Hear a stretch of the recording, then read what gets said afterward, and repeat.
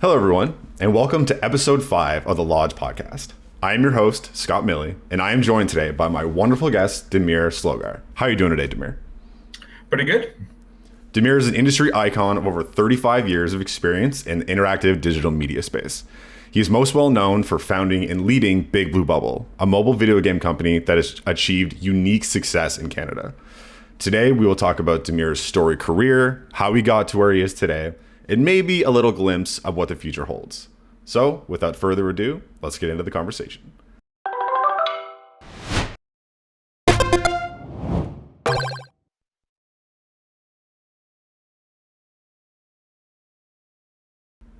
So before we dive into Deep Blue Bubble and life after the company, I kind of wanted to talk about what some of the steps came before.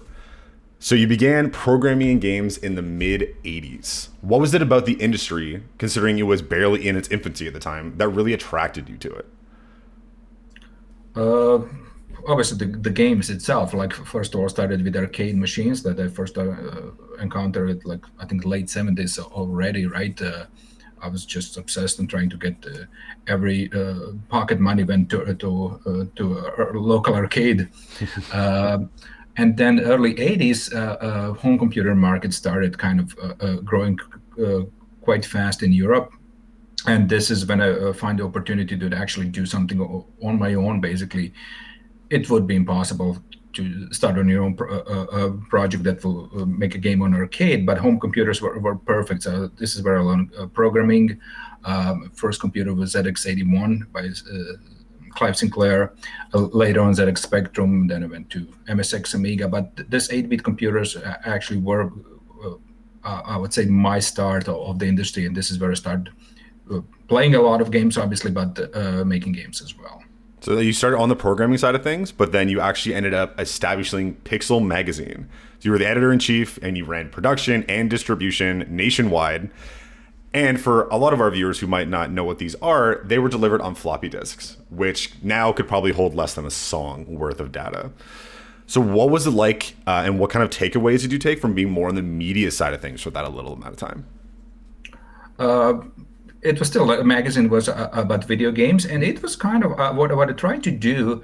That was already in the 90s. So early 90s, like video game scenes and demo scene on Commodore Amiga, Atari ST, and 16-bit computers was very, very alive. And one of the popular things were actually magazines about the scene on a floppy disk. So I tried to figure out, okay, how can we do something like that, but make it fully commercial? So basically, I just started, okay, let's try to do the video game magazine. That will be on a floppy, that will install on your computer. You will read it from a computer, right? The whole UI and everything was designed separately for every issue. And we got the nationwide distribution through the fairly big network. So it went actually quite well. I would say main reason why I switched to the media industry at that point was in the early 80s, it was very easy. Well, very easy is a relative term. It was kind of easy to make the game on your own, like including programming, art, graphic, even the music, because everything was relatively primitive in terms of overall quality of the assets you will create, right? But with the 16-bit machines coming out, it was very, very hard. You have to actually put together a team. So it did require a significant amount of work. On the top of that, you have to have a team that's dedicated. So at that point, I have a hard time really finding a good team that will work with me on a game. Obviously, you have to finance something somehow as well, right? Mm-hmm. So I decided, okay, let's try. What else can I do that will be related to video game industry, and when I can be fully involved? And this is how the Pixel magazine came about. That's really interesting. I like that you were like kind of, you went from programming and then you got to see kind of the other side of things, but still managed to, by keeping it on floppy disk, you were still doing a lot of programming. You were still doing like your first love throughout that entire time. For sure, yeah. So then right after that, and I moved to Canada later, you were back into programming as the lead programmer at Digital Illusions. So after a stint of being more on the media side of things, what was it like to kind of get back into that lead programmer position where you were developing for things like Battlefield, Shrek, and other massive properties like Barbie, which is crazy? What was it about the sector that you really missed working in? Or did it never really feel like you left because of how Pixel kind of came to be? I didn't leave because obviously I was playing games constantly all the time. I still do, even today, a lot, right? At the beginning, it was not that hard actually to get back in because I have a solid knowledge of Z80 assembly. That was at that point, studio I started working in Canada. It was called Sandbox Studios just before they were acquired by Digital Illusions. Actually, they did a lot of games for original Game Boy. After that, Game Boy Color. They were all based on Z80 processor, and they were actually looking for assembly programmers. It was very hard to find assembly programmers even back in the days, and that was great for me. I managed to advance through the company really fast because I have this deep knowledge of that. And that went for a couple of years. But then as we started slowly switching to C and C++, more or object-oriented programming, I wouldn't say that I get bored. First of all, it got a little bit, I would say, hard for me to start put this way of thinking when I don't have to worry about every single byte, and optimizing and everything. Obviously, teams become bigger and bigger, so because you have to share the parts of the game and code. And this is the area where, again, figure out how to do another switch, maybe starting the studio or something else versus continue really my career as a programmer, because at that point I already saw a lot of my colleagues that I was working with. They were actually way better programmers than I was, right? Because they learned something later. Their knowledge was more relevant to the types of games that were being made at that point. So again, how to use best my experience was, okay, let's kickstart now this studio and try to do the full kind of product development.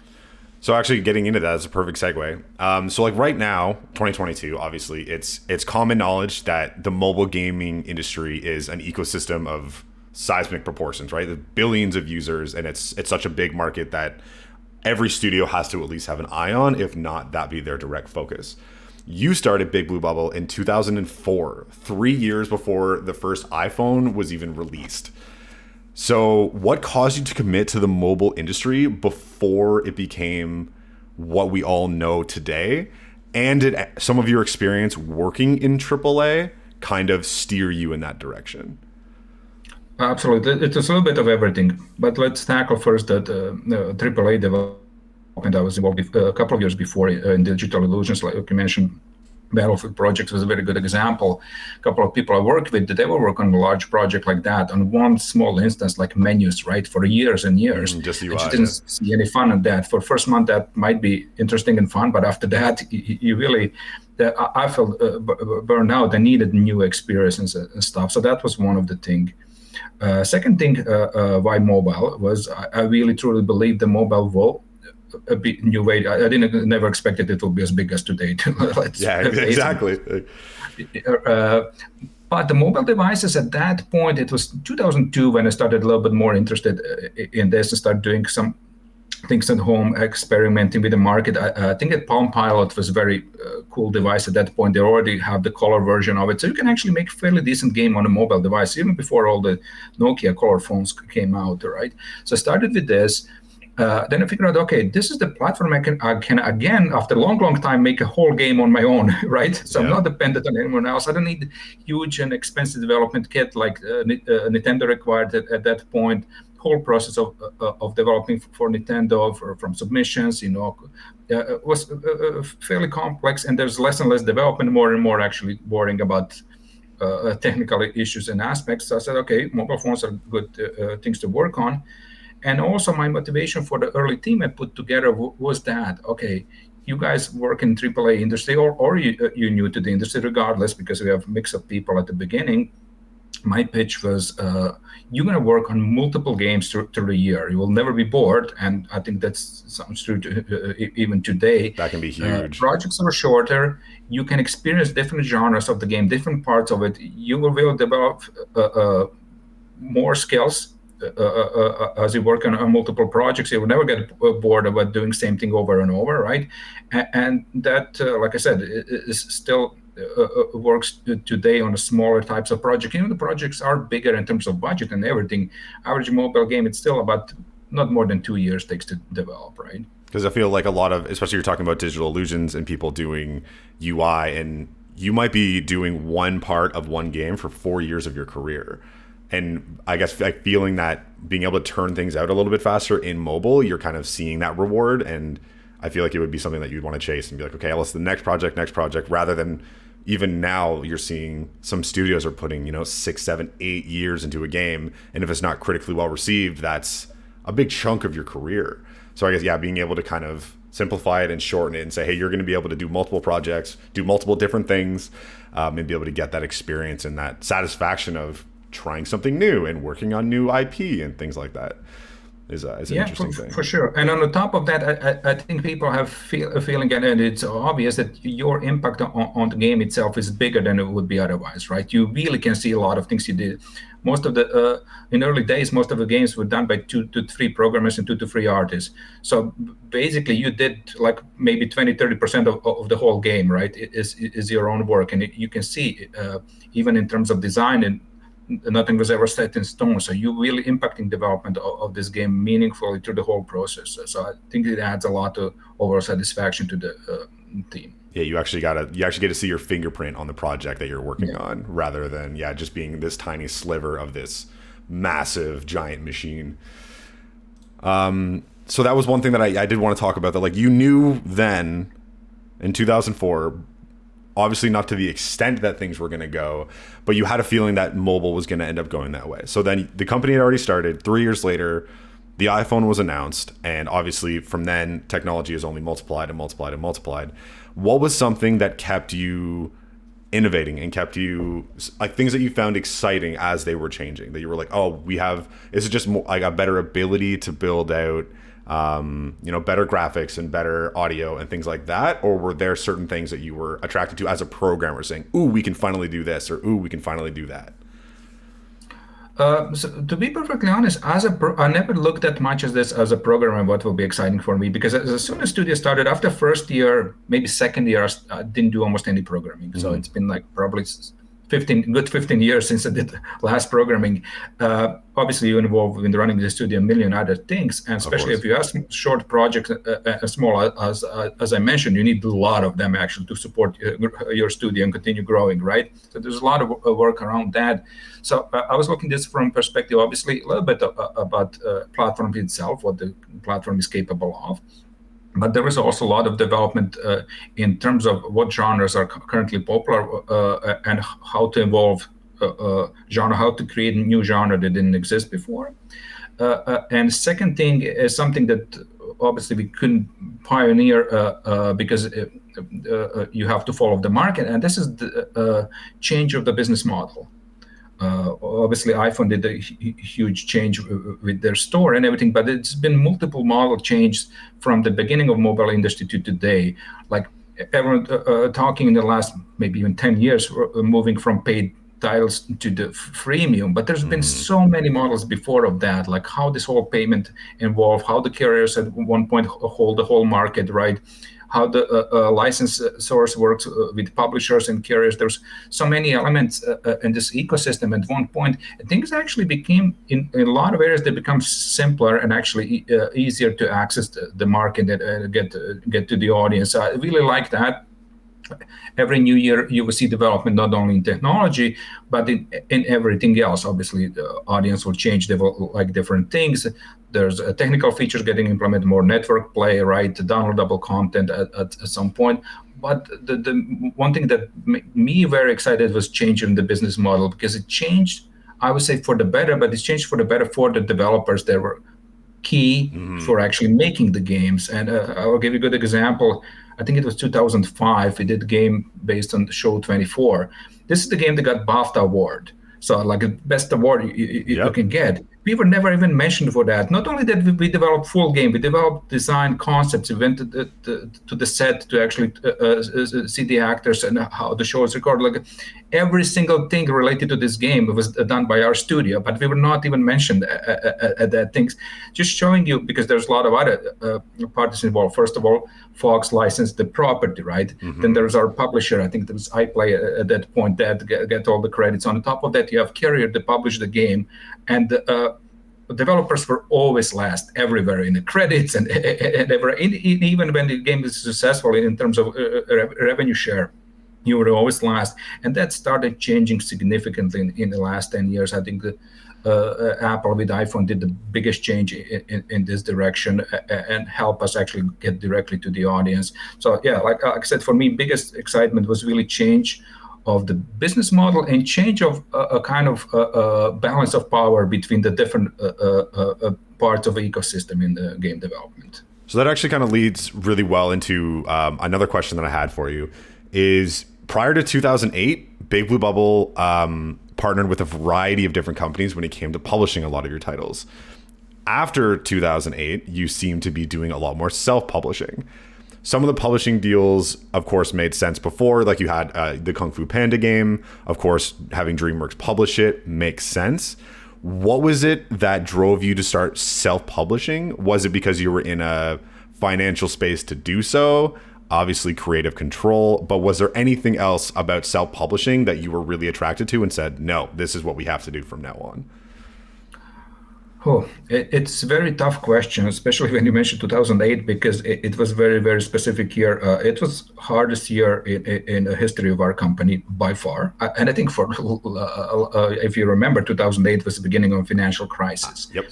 And just before that, actually, we kind of decided, okay, our strategy that was started around, I would say, end of 2007, it's going to be from now on.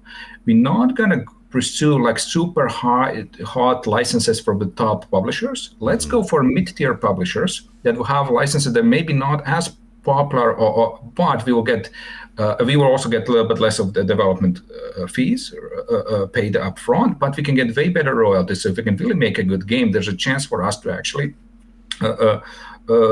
generate significant revenues from these games. And this is how we started 2007, 2008, and started great. We signed multiple projects, really, really cool projects. And then financial crisis happened in 2008. All our publishers, every single one we worked at that point, either went out of business or they totally ran out of money.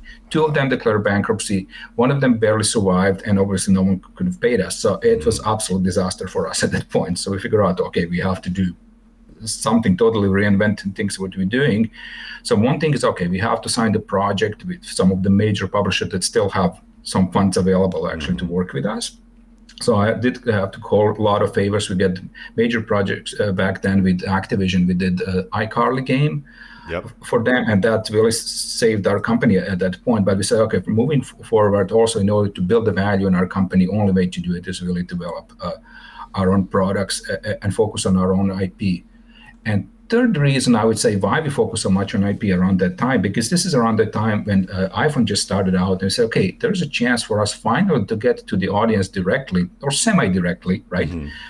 You will still have iPhone store, but you don't have to go through the publisher, then through the carrier that will distribute the game, right? And or another way. So it was very, very hard to get any kind of relationship with the audience and directly sell to them. There's so many steps you have to go, even with the box products, right? You have to go to the publisher, through the actual physical store.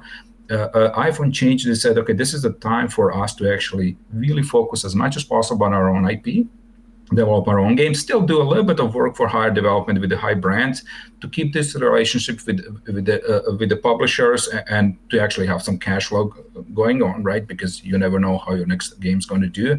But yeah, this period of 2008 to 2009, it was a really, really a big change for our studio. I'm glad I asked, because that was something that I saw, obviously, going through the list of games. I was like, wow, from 2008 onwards, it's mostly self-published.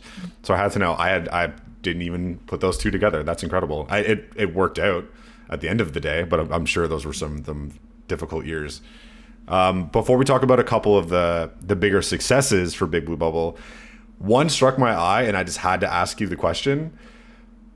Goodfellas. How did that happen, and what was it like to work on a project like that? It's a movie near and dear to my heart. I'm just curious, because you see these iCarly, Barbie, Kung Fu Panda, that like those are giant properties that it makes sense in the mobile space. I'm just curious personally how a Goodfellas deal kind of came to be. It was just a cool license that this is the license we did for the publisher. So publisher came to us and said, hey, if you guys are interested in working on this license, and of course, Yeah, that's interested awesome. Yeah. in taking this license. So it did work for us, but it was really a work for hire project. I think we did really a good job. Game was very, very interesting. I don't think it was commercially very, very successful. We did not have any royalties on it, so we don't know how it performed. Got it. But I didn't see it on any of the top charts. So we did a lot of licenses like that they will have certain staying power in a really niche genre. And that will all depend before on the carriers, how much the carrier is going to push this license. Some of the licenses we did, it's very, very hard to figure out how strong the license is and how it's going to resonate with the mobile gaming audience. I remember one of the licenses, if you remember movie Old School. Of course. So we actually licensed this from Paramount directly. Said, okay, let's act as a publisher and developer and everything. We will license this from the Paramount and do the paid game. And I think we even did it in 99 cents range. But this game was 99 cents. We released it on mobile, and it did absolutely horrible. We even have access to the Facebook page of the movie that has 3 million followers. We advertised game there, and that resulted, I think, in we maybe sell 7 copies of the game for 99 cents from this advertising. So it was total mismatch, and the game got the review very well. So it was really not a problem with the game. It was just reaching the right audience with the right brand was really, really hard. And that's another reason why I said, okay, we have to do our own IP, because if you're going to be successful, let's build it on our IP. If it's even actually, I'm seeing this as even worse. What if we've been very, very successful with this game? It will be great. Okay, we made some money on it. Now we want to do the sequel. Obviously, the price of the license goes up, right? Because you showcase, okay, this license is really valuable, right? And a lot of other publishers got in a kind of same situation at some point. They've licensed something that did really well, but all of a sudden, licenses want a bigger chunk, or they ask you for more money because you build value for them, not for yourself and your own studio. So there's a lot of business decision here that is made based on the previous experiences and trying to evaluating how some other deals works in the past. And yeah, very often we have slightly different approach to the market than a lot of our competitors. I think that's also a benefit you're saying with mobile games, right? That you're churning out a project or two a year, but you're also learning the kind of lessons that some studios would take. One game in 4 years. Okay, we learned from this. Let's apply it to the next game, and we'll learn another lesson in 4 years. You're learning all of these things all so rapidly and quickly that you're kind of able to pivot and change and find success much quicker than you would if you were doing, again, a project every 4 or 5 years, like a lot of AAA studios. Because it would have taken them a long time to notice that. If they had made that Old School game and then said, okay, well, that wasn't a big success. What did we do wrong with that? We'll do that for the next year, like next 4 years for the next project. You were kind of able to be like, oh, let's not do that again, and then kind of move and pivot with that. Yeah, you're absolutely right. And not to mention how much your market's going to evolve in 4 years. Expectations of the audience are changing every single year. They want different things, something new that it's obviously hard to predict. But your learning from 4 years ago is not useful as the learning from the last year, right? I think you see that too. I think it's a little more like stark in the console industry, at least from my perspective, that you see like Breath of the Wild comes in 2017. All of a sudden around 2020, all of these Breath of the Wild clones start because they were kicked into development as soon as it came out and said, we need to make one of these. You have your Immortals and you have all these other projects that are fantastic, but are clearly inspired and taken from that. And for some, after that amount of time, that entire curve is changed and people don't want that anymore. If you're making a Guitar Hero clone, when the last Guitar Hero comes out 4 years later, it's dead, right? So like trying to find that and capitalize on trends, I think can be really difficult. And mobile has a more unique opportunity because you're able to make these games a little bit faster and get them into people's hands in a year rather than a 4-year game cycle. Yeah, absolutely. I had to ask about Goodfellas. I just saw like the list and I was like, I need to know how that came about because that's so interesting to me. So one of the biggest successes, if not the biggest success for Big Blue Bubble, was My Singing Monsters, which I played a couple days ago, and that music is far too catchy. And it's grown into like a multimedia franchise. With the original game coming out in 2012, it marked kind of it seems to be a new era for the company, with a lot of different successful mobile games a lot of studios tend to do a rinse and repeat and make a 2 and a 3, and they don't iterate a lot.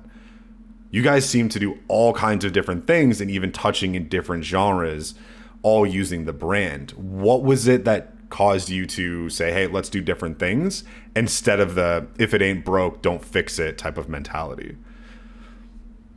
Obviously, it's very hard to determine what's going to be the next best thing to do with your existing IP, especially when it's successful. Then you start analyzing, okay, what's the lifespan of an average game like that? How long they can stay in the market?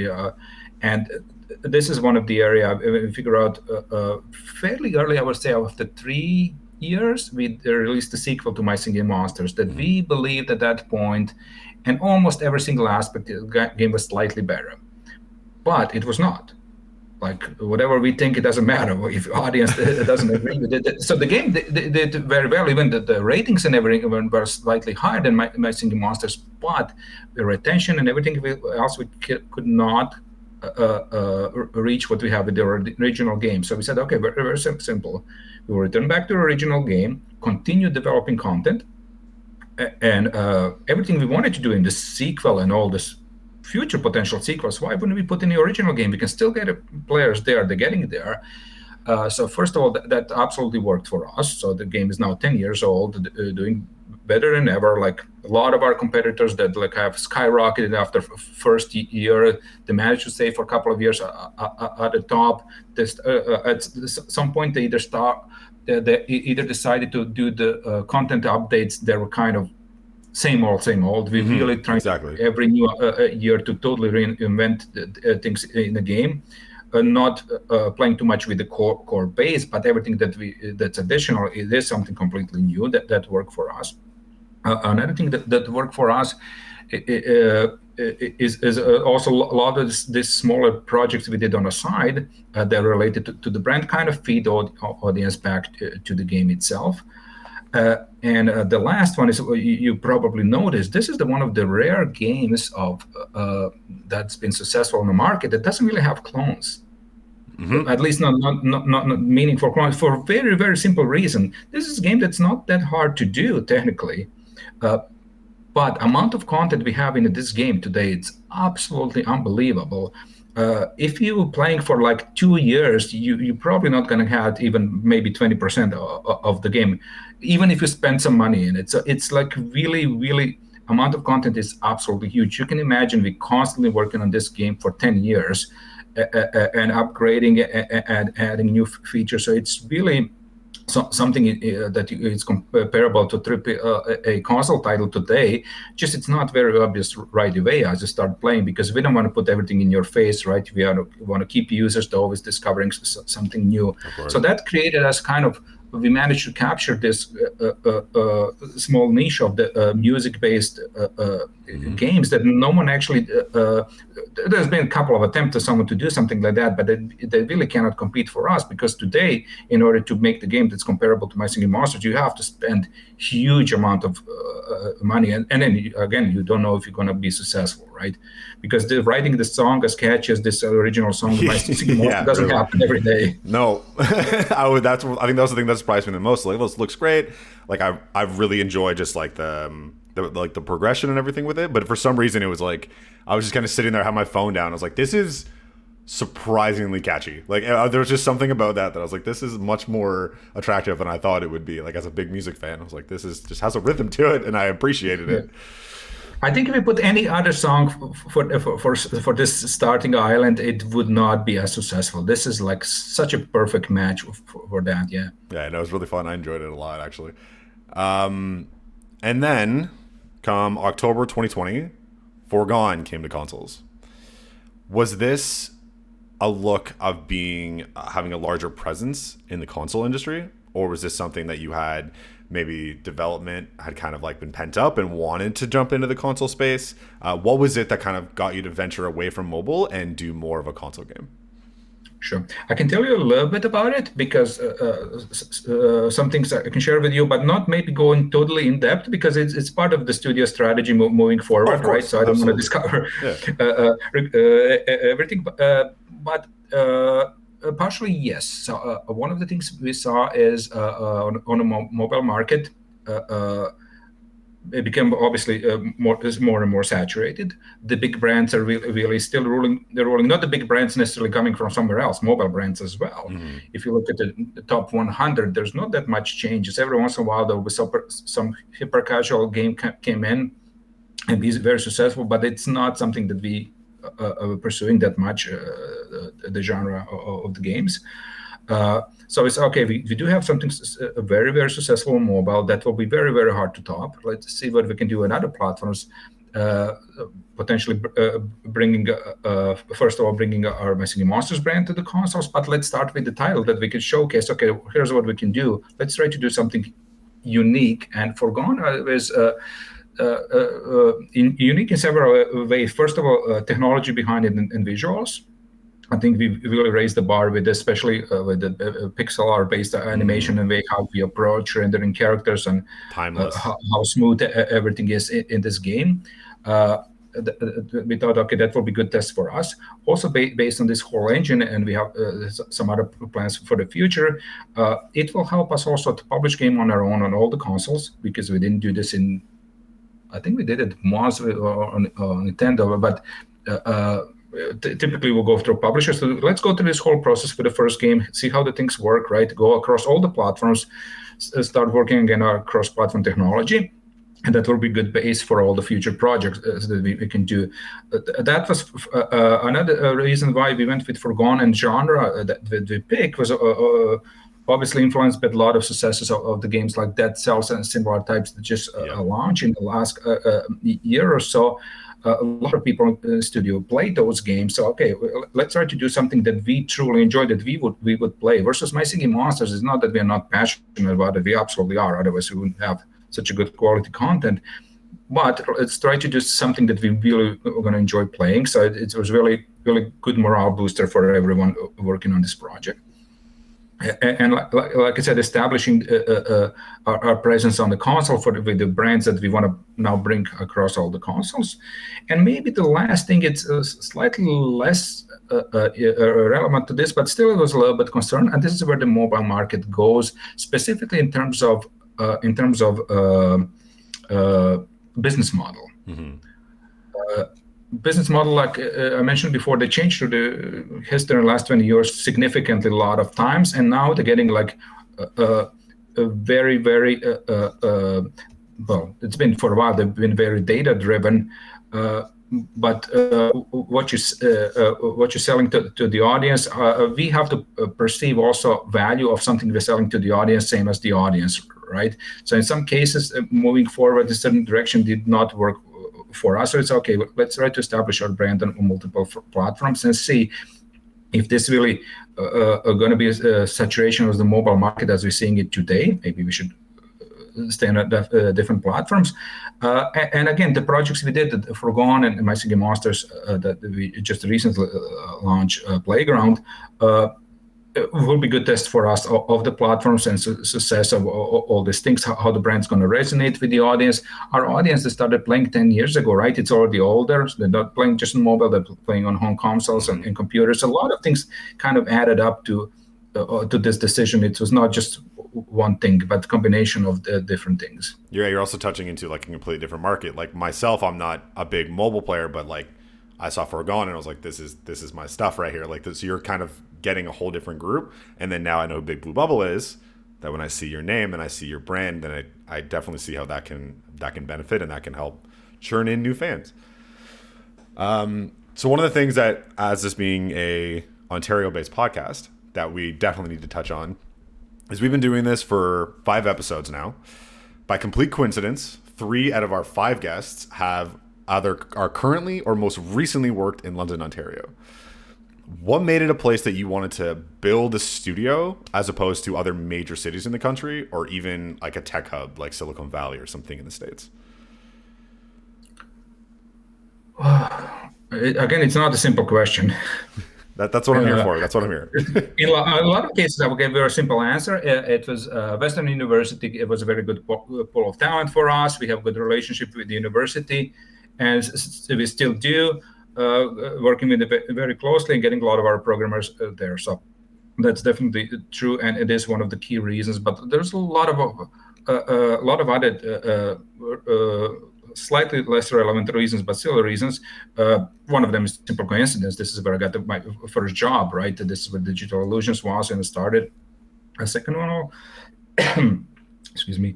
Second thing is all the other centers that are potentially talking specifically about Canada right now, right? Potentially Montreal or Toronto. Montreal is not. I was not very familiar with the scene in Montreal, even though it's obviously huge, Huge, hub, yeah. if not the biggest one in Canada, right? Toronto, I was a little bit more familiar with the scene in Toronto, and I did have feeling a lot of studios and studio owners I talked to from Toronto, they did have a bit different philosophy than I do. I built the studio, even though I am a gamer first. I did build the studio as a business first. It was Mhm. always this was first and foremost business. Uh, Number one thing for me is to making sure I can meet the payroll for next month for my employees. That was number one thing. Everything else was a secondary. So building and growing this studio, and actually I really wanted to grow the studio, but also keep it stable. It was very often not being seen as in the scene, specifically in Toronto, as a main thing. So I didn't see a lot of people that ever have a lot of things in common other than really enjoying making games. We were all great friends and everything. When it comes to kind of business related stuff, I don't think we were very often on the same page. And we did the open office at one point in San Francisco, maybe even 10 years ago right Mhm. now, but it was very for specific areas, like relationship first with the carriers, later on with Apple, Google, Amazon, and all the partners. I did notice there it would be impossible for me to run the studio because the values of the Silicon Valley are quite different than Canadian values. So Yep. like when I Yes. mentioned that I was not necessarily on the same page with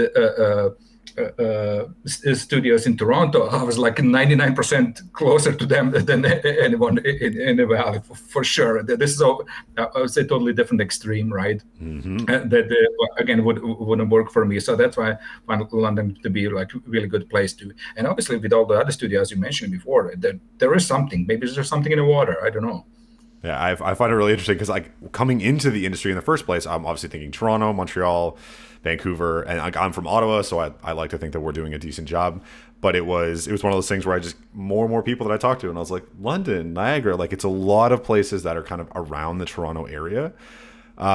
So with Toronto being kind of the center for it in Ontario, like many things in the province, in your experience, what were some of the advantages? Because I know like it was more of a business thing of why you stayed in London. So you said you found it easier to be able to bring people in from Western. So you really enjoyed being in this smaller market and kind of being able to give yourself room to grow rather than that Toronto based mentality. I, Toronto is maybe not a good example for me because I don't know for some reason I never particularly liked Toronto as a city. Visiting one Fair. day was great. When I had to stay more than one day, I was just I don't know, didn't feel comfortable there. As opposed to any other city, I would love, for example, Montreal, but then again, a little bit more colder winters and stuff, and I was not used to it. So I did like London, but there's London. Obviously, it's has significantly less things to do than Toronto, right? Events, concerts, whatever you might do. But maybe this is not necessarily a bad thing. If you look at the scene in a lot of small towns in Sweden or Norway and stuff, where you have amazing products coming out. And today it's less and less relevant. Are we actually in a hub, right? Especially Yep. everything is kind of dislocated except for one particular thing, and that actually was not that great by being in London. Like I said, it was so easy and great to get programmers from Western and great talents because we already started working with some of the students in their second year. So we know by the fourth year we have to have this guy or girl because we know that they're good, do whatever it takes to hire them. Uh, but some of the other talents was way, way harder to get in London than it would be in Toronto. Hmm. Obviously, it's very hard to sell a smaller town to someone coming from the West Coast, especially when you need more experienced staff. Uh, even for Montreal. This is where Toronto would definitely have advantages, but we never consider either splitting the studio or doing something like that. So we did the best we could with actually staying in London. And the group of studio in London, for example, for some reason, maybe I'm biased, but I do have a feeling they have significantly better relationship. We are really on the same page. We are working together on a lot of stuff. There has never been any problem between the studio, like poaching people, things like that. Stories you will hear from Montreal, because large studios, when they have to grow, right, they're really desperate for new hires. We never had issues with that, even though we are literally across the street with some of the other studios. We hanging out together as like privately, not just staff, but even our us as a studio owners. We were hanging out, discussing the industry and stuff. So there's this really good vibe that work very well. The sense of community that you don't get in a bigger city, that I think is a little more cutthroat, might not be the right phrasing, but something where it's different. Yeah, it's a different mentality. Some things are better. I'm not saying that some things are definitely not better in Toronto, but just I find it like for something I was looking for, the London was a perfect place. Oh, that's awesome. That's something I always got to ask, and I just find it interesting that the more and more people I'm talking to is how much they like working in London, and how much they like working in some of these small, quote unquote, smaller markets, when you're seeing that the incredible successful studios are all over the province, which is amazing. So one of the things that I did want to get into, of course, is life after Big Blue Bubble. So we've covered your storied career so far. And I just wanted to kind of take this opportunity to kind of pick your brain a little bit. I think there's a lot of very, very talented people and very, very talented studios in Ontario that could learn from some of the experiences that you've had with Big Blue Bubble. So in 2020, Big Blue Bubble was acquired by EG7. So you started your own company. You had poured almost 20 years of your life into it, love, passion, all of this hard work. And now you've been able to successfully exit with you and your family.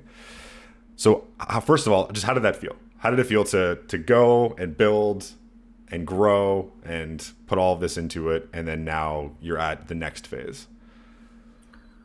It's very hard to describe how it feels, and definitely different than I expected. You have some idea how this will feel one day. It was definitely not that in any sense, and I didn't know why this was. Is it just me? I think it's combination of the situation we were in the last 2 years and everything, like very hard effects of COVID and everything, and that happened during this whole period. For example, EG7, when acquired their studio, we still didn't meet each other in person. Not a single. No, I met the new CEO. This was just a few months ago. Wow, and yeah, the deal was they never saw our studio, right? It wasn't like right at the beginning of COVID, like right when this went down. Yes, that's when we started negotiation with them. It was April of 2020, yeah. And they purchased the whole studio and everything without any site visit. It was impossible for them to come anywhere, right? So that was it. So it was kind of really strange. I don't know how to explain it. Of course, today is normal to do every business online, but for me, for something like this big, I think that kind of, I won't say this lack of closure, but it's not the same feeling. And also, it's not, I can't pinpoint this has happened in this particular day, because the whole process was long. And there's so many periods. And even when we sign the final agreement and all this stuff, there's still some things to close up. Of course. So there's never really fully end of this relationship, and not to mention that, like, I really like the guys, and so we will stay friends and keep talking and help each other moving forward regardless, right, where I end up.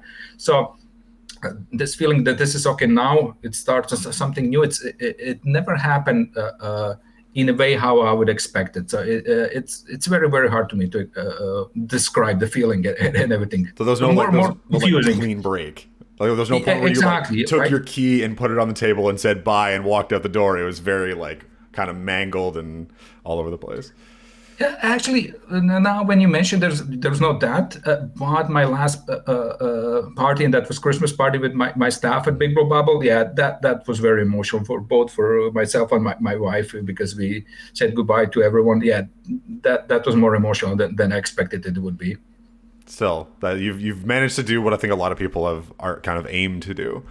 So with all these other talented studios in Ontario, many of whom can kind of look to the success of Big Blue Bubble and want to emulate some things of that, what are some of the principles you think that they could emulate that you and your company kind of really stuck to, kind of like a mantra, to give them a better chance of kind of replicating some of the success that you had? I think the number one thing is like you have to strike the very good balance of the different things, right? Of the business side, on the game side, right? You cannot go and focus 100% on business and just make the game that you know that you're sure it's going to make money, but you're not going to be happy with this game look, feel, or whatever it is. You're not going to feel like, okay, I'm really providing value for the users. I want to be proud of the game I made. Then you should go probably work in a bank or do some different types of software. Again, the totally different opposite side I'm seeing very often. You're really passionate about certain type of game and stuff, and I have to admit I'm often wrong because I'm really passionate. They will finish the game, they will focus just on the game, not worry about the business. In the game will be very successful, but looking after success of the game and 3 to 5 years from now, a lot of these studios that have been very successful, they'll still be very small studio. Maybe that's what they wanted, like more of a lifestyle. But in order to grow the studio, you have to really think about the business. What's going to happen? What is my backup plan for situation A, B, and C? Obviously, you have to take some risk. You have to have skin in the game. That's one of the things that I was telling the studio. You should never rely. You should never do the game when you have fully funded. If you didn't put anything of your own in the game or a significant amount, you're not going to have the same motivation to finish projects. And obviously, surround yourself with the right type of people that fit your studio.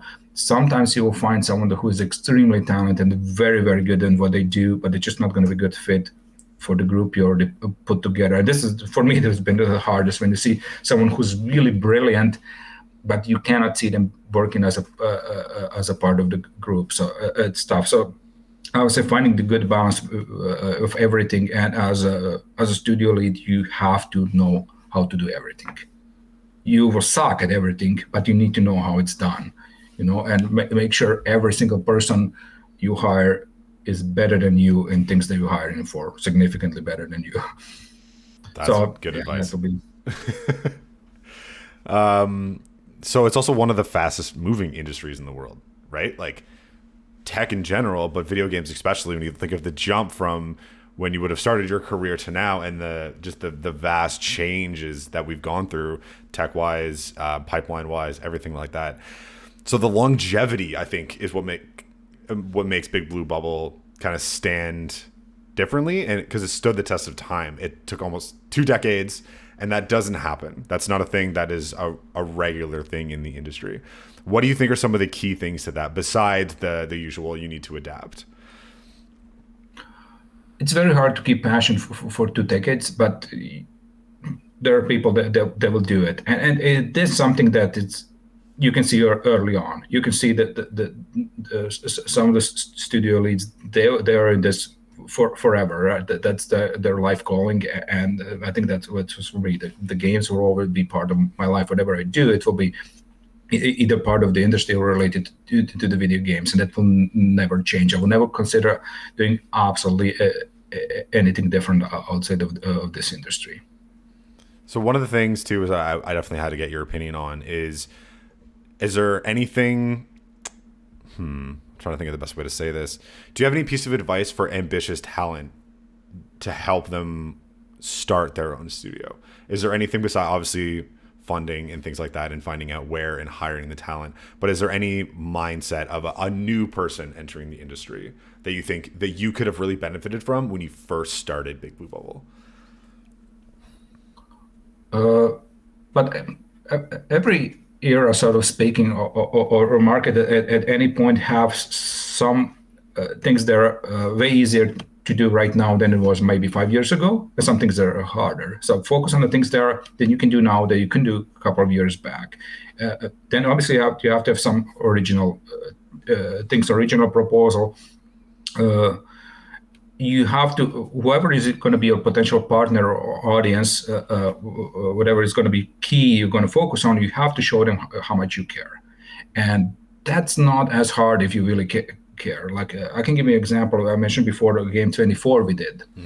One of the publishers we already have a relationship with, they just posted, that was 2005, I think. They just posted press release. They licensed 24 from Fox. And we thought, oh, we have to work on this game because that was first season of the show. We all loved it. We talked about in studio about it. Said, okay, how can we get this project from them? We will do the pitch. So I gave them a call. They said, well, unfortunately, we already have developer for that. We already signed with them. They started working on the project. So that was on Friday. I said, okay, so there's no chance for us to guys. I said, no, there's really no chance. So are you guys interested to see how we would do the game? So, oh, sure, maybe we can use it for different projects. So we took this weekend. We worked literally 48 hours straight, like whole team, and we developed the demo and sent them this on Monday. We sent them on Monday morning, and Monday afternoon, they're calling me back. They ask me, okay, we have a problem. So what is the problem? So we need to find a way how to tell the other studio that we're not going to work with them on this project. So as you can imagine, so there's always a way to win the project if you really want it. Obviously, you have to have something to show, right? But there is a way. If you're really passionate about something, you can make it happen. It's truly committing.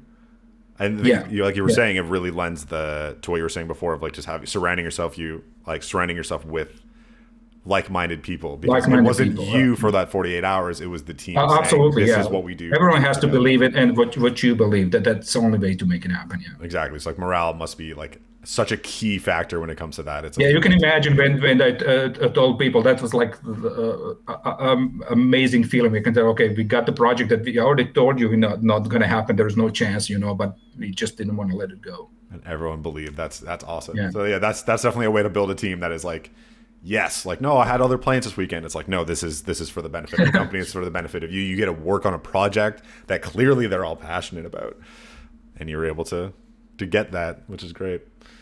So one of the things that you started doing later in your career was linear production, a little more of executive producing.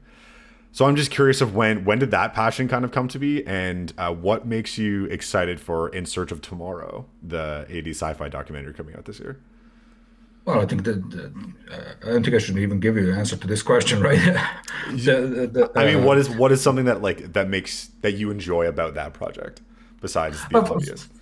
First of all, I think it's going to capture the era that I care most about, and this is really 80s when I start building my career, when start getting into the games, and obviously science fiction as a genre on the top of that just adds up. It's a little bit of everything, and I'm not that much involved. Nothing with everything else. I'm really trying just to, at this point, support some of the projects that I care about. Also, try to kind of figure out what will be potential team. If one day I decided to do something right, find a good producer, find a good director. Again, like I said, I will stay in gaming industry, but that doesn't mean that there's no some common ground with the linear media there as well. I'm not going to say more than that. That's fair. It's just something I had to touch on. So the last thing I actually want to talk about is truly what comes next. So as a entrepreneur, businessman, producer, programmer, developer, and a dozen other titles that you've had over the years, what do you see comes next for you as this new chapter of your life, selling the company, moving to a different country, and truly having a fresh start? What do you see as the future for Damir? I know it's a big question. A bit slow. Yeah, obviously, it's what I'm thinking right now. It's probably not going to be the same 2 years from now, right?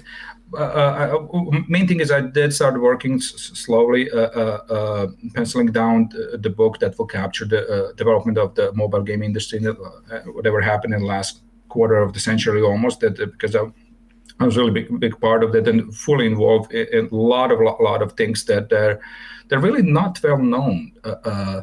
I'm trying to find maybe some not necessarily reference material, but trying to find, okay, what's on the market, what can you learn about, you can learn a little bit about the early days on the mobile, but there's just big black thing that disappeared even from the internet in a lot of parts, about big players in the industry, late 90s, consoles, especially very, very, everything is, if you look at the documentaries today and books and everything is so much North American Nintendo focus, sort of speaking. So there's a lot of this things kind of missing. So I'm going to try to cover this, and that will be my project for next year or two. And what's going to happen next year, I don't know. We'll see.